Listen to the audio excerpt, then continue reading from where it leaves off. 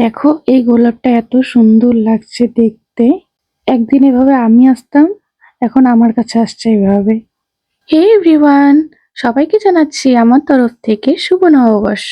সকাল সকাল আমি একটু বেরিয়ে গিয়েছিলাম রাস্তায়, আর বাইরে বেরিয়ে দেখি আমাদের গোলাপ গাছে অনেক গোলাপ ফুল ফুটেছিল আজকে। আর দেখো এই গোলাপটা এত সুন্দর লাগছিল দেখতে, আমি ভাবলাম তুলে বাড়ি নিয়ে যাই, কিন্তু থাক, গাছের ফুল গাছেই ভালো লাগে। তারপর রুমে এসে আমি নোটিস করলাম আমার রুমটা প্রচুর নোংরা হয়েছিল, অনেকদিন ধরে গোছানো হয়নি। সো ভাবলাম আজকে নববর্ষের দিন গোছানোই যাক। তো আমি তাড়াতাড়ি করে রুমটা গুছিয়ে ফেললাম, কারণ আজকে আমাদের এক জায়গায় যাওয়ারও কথা ছিল। তো ঝটপট রুমটা গোছানোর পর আমি আবার চলে গেলাম স্নানে। তো আমার স্নান ডান। আর এবার নববর্ষে তো আমি নতুন জামা কিনিনি, সো আমার এই কুর্তি আর এই জিন্সটা ছিল, তো ভাবলাম এটাই পরি। এটা পরে আমি কিছু শর্টস বানিয়েছিলাম, তোমরা যদি আমার সাবস্ক্রাইবার হয়ে থাকো তাহলে দেখে থাকবে। আর এটা পরে আমার কোনোদিনও বাইরে বেরোনো হয়নি, তো ভাবলাম যে এটাই পরে নিই।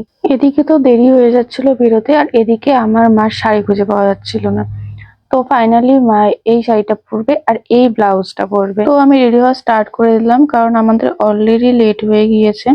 আর আজকে আমি মেকআপ করবো না, মিনস আজকে আমার মেকআপ করার একদমই ইচ্ছে নেই। সো একটু হালকা যেটুকু বেসিক করতে হয় ব্যাস অতটুকুই করবো। তো এখানে আমার মেকআপ ডান। মেকআপ বলতে আমি জাস্ট একটা টিন্টেড সানস্ক্রিন লাগিয়েছি, আর জাস্ট একটু কাজলটা পরেছি, ওটাই হালকা ব্লেন্ড করে দিয়েছি, ব্যাস এতটুকুই। এন্ড দেন আমি মাস্কারা পরতে ভুলে গিয়েছিলাম, আর মাস্কারা তো আমার অলওয়েজ ফেভারিট, এটা আমি মিস করি না কখনো। তো মাস্কারাটা অ্যাপ্লাই করে দিলাম। আর মাস্কারা পরবো আর চোখের নিচে লাগবে না, এটা তো কখনো পসিবলই না। তো আমারও চোখের নিচে লেগে গিয়েছিল। তো আমার এভরিথিং ডান, শুধু চুলটা একটু বাঁধবো আর জাস্ট জুয়েলারি পরা বাকি। তো সেটা করলে আমার ডান। আর এখানে আমি তো চুড়ি চুজ করতে পারছিলাম না কোনটা পরবো, তো ভাবলাম এটা হয়তো মাকে বানাবে মার শাড়িটার সাথে। আর আমার কাছে চুড়ি তো অনেকগুলো আছে, কিন্তু আমার মনে হচ্ছিল যে আমার ড্রেসের সাথে একটাও চুড়ি ম্যাচিং হচ্ছিল না। তো আমি তো ডিসাইডই করতে পারছিলাম না যে কোনটা পরবো। তো এট লাস্ট আমার কাছে একটা কালারিং মাল্টি কালারের চুড়ি ছিল, আর এদিকে মা বারবার সামনে আসছিল। যাই হোক, মাল্টি কালারের একটা চুড়ি ছিল, আমি ভাবলাম যে সেই চুড়িটাই পরি। অতটাও ম্যাচিং তো হচ্ছিল না, বাট আজকে আমার চুড়ি পরতে খুব ইচ্ছে করছিল, তো ওই জন্যই আর কি পরলাম। এরপর মা চুড়িটা পরে নিল, আর চুড়িটা তো শাড়ির সাথে পুরোপুরি ম্যাচিং হয়ে গিয়েছিল। তারপরেই আমার চলে আসলো অ্যামাজন থেকে একটা পার্সেল। আর মা দেখি রান্নাঘরে ভাত বাড়ছে, আজকে তো আমরা বাইরেই খাবো, তো মা বেশি রান্না করেনি, শুধু পাট শাকের বড়া করেছে আর আলু সেদ্ধ, সেটা দিয়ে আজকে আমরা খেয়ে তারপর বেরোবো। তারপর পার্সেলটা ওপেন করতেই দেখি এই স্পুনগুলো নেওয়ার আমার অনেকদিন ধরেই খুব ইচ্ছে ছিল, তো চলেই এসছে। তো খেয়ে আসলাম, এবার আমি লিপস্টিক অ্যাপ্লাই করব। আর এই লিপস্টিকটা আমার কালকে এসেছে মার্চ থেকে।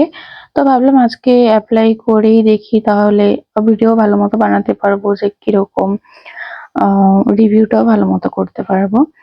তো অ্যাপ্লাই করার টাইমে দেখলাম যে লিপস্টিকটা প্রচুরই স্মুথ, প্লাস কালারটাও ভীষণ সুন্দর ছিল। আমার তো খুবই পছন্দ হয়েছিল, প্লাস মারও খুব ভালো লেগেছে, মাও বলছে যে এই লিপস্টিকটাই পরবে। আর এদিকে আমি মাকে বলছিলাম যে ক্যামেরার সামনে এসে লিপস্টিক পরো, তোমারও গেট রেডি উইথ মি হয়ে যাবে। তো মা বলছিল যে ক্যামেরার সামনে কি করে পরবো। তো মা লিপস্টিক পরছিল, আর আমি ওদিকে গেলাম টিপ পরতে, কারণ আমি ভাবলাম যে আমার ড্রেসটার সাথে একটা টিপ খুবই ভালো লাগবে। তো এই যে আমার তো এভরিথিং ডান। তো মা বলছিল যে আজকে নাকি আমাকে ভালোই লাগছে দেখতে, মা বললো মার মুখটা নাকি একটু ড্রাই লাগছে, তো আমি মাকে ডি আলফা স্প্রে সিরামটা বললাম ইউজ করো। তো মা সেটাই লাগালো। আর এদিকে মা আমাকে সুন্দর বলায় আমার তো মনে ফুর্তি আর ধরে না, এদিকে আমি গান করছিলাম। তারপর আমি মাকে বললাম যে একটা পেন্ডেন্ট পরো, ভালো লাগবে। তো মা এই পেন্ডেন্টটা পরলো, আর আজকে আমার কিছুই ভালো লাগছিল না, আমি আজকে কোনো জুয়েলারি পরিনি। এরপর দেখলাম যে স্প্রেটা লাগানোর পর মার মুখটা খুব গ্লোয়িং করছে, সেটা দেখে তো আমাকেও লাগাতেই হবে, তো আমিও লাগিয়ে নিলাম। এরপর আমরা বেরিয়ে পড়েছি, আর এটা হচ্ছে আমার ফাইনাল লুক। এই যে আমার চুড়ি। আর এদিকে আজকে মা আর বাবা তো টুইনিং হয়ে গিয়েছিল অজান্তেই, দেখতেও ভালোই লাগছিল ওদেরকে। তারপর মা বললো আমার সাথে একটু ফিট চেক কর, তো মার সাথে একটু ফিট চেক করে নিলাম। আর আজকে আমরা যাচ্ছি তুফানগঞ্জ, আমার বোনের ওখানে, ও হোস্টেলে থাকে, তো ওর সাথে দেখা করতে যাচ্ছি। যেতে যেতে তো আকাশটা একটু খারাপ হয়ে গিয়েছিল, তো ভাবলাম বৃষ্টি আবার নামবে নাকি। তারপর ওখানে গিয়ে ও ছুটি নিল কয়েক ঘন্টার জন্য। আর আজকে ও করতে পেরেছিল।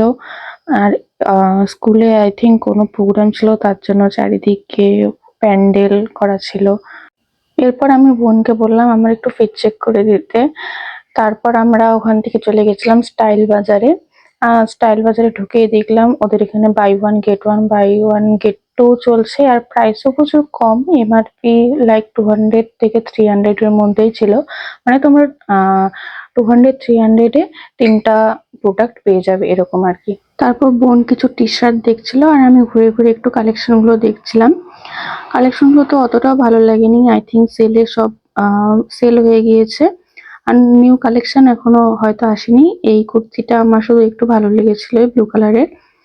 আর তারপর মা বলছিল যে কিছু নিতে, তো আমি একটু ঘুরে ঘুরে আমার এই পান্ডার এই ওয়ান পিসটা পছন্দ হয়েছিল ঘরে পরার জন্য, তো ওটাই নিয়েছিলাম। আর মা এদিকে কিছু পারফিউম নিয়ে নিয়েছিল, আর বুনো টি শার্ট নিয়েছিল একটা। আর এদিকে তো জুয়েলারি তো বাই ওয়ান গেট টু চলছিল।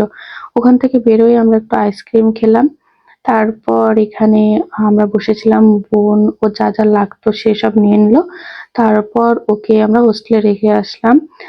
এরপর আমি তো প্রচুরই টায়ার্ড হয়ে গিয়েছিলাম এতক্ষণ থেকে থেকে। আর আমরা বাইরেই একটা হোটেলে খেয়ে নিয়েছিলাম আজকে। তারপর আমরা বাড়ি চলে আসি। আর বাড়ি আসতে আসতে আমার তো অবস্থা খারাপ হয়ে গিয়েছিল। আর বাড়িতে আসতেই দেখি আমার একটা পার্সেল চলে এসেছে হস্টেল থেকে, তাও আবার এত বড় একটা পার্সেল। তো এটা আনবক্স করার তো শক্তি আমার কাছে নাই, আমি এটা শর্টসে আপলোড করে দিব। তো আজকের ভিডিওটা এতটুকুই, দেখা হচ্ছে নেক্সট ভিডিওতে, বাই।